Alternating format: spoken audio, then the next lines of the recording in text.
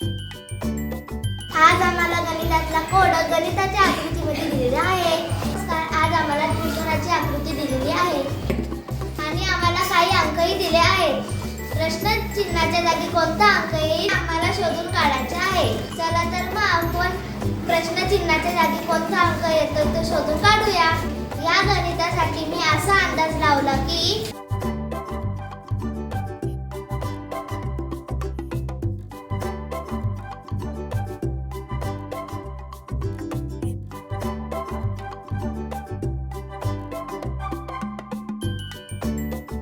एक अधिक 2 ची बेरीज केल्यावर उत्तर आलेलं आहे 3 आणि गुणाकार केल्यावर 3 ला हे गुणिले 4 केले तर उत्तर आलेलं आहे 12. आपल्याला इथे सुद्धा आता 12 दिलेला आहे.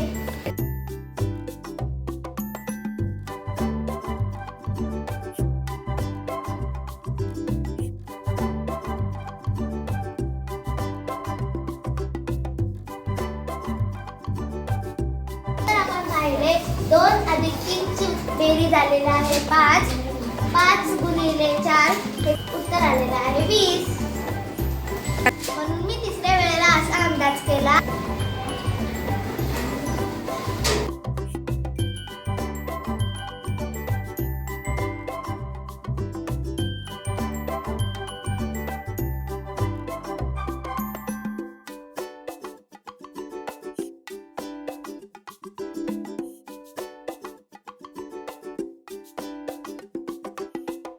एक अधिक 3 ची बेरीज केल्यावर येतात 4.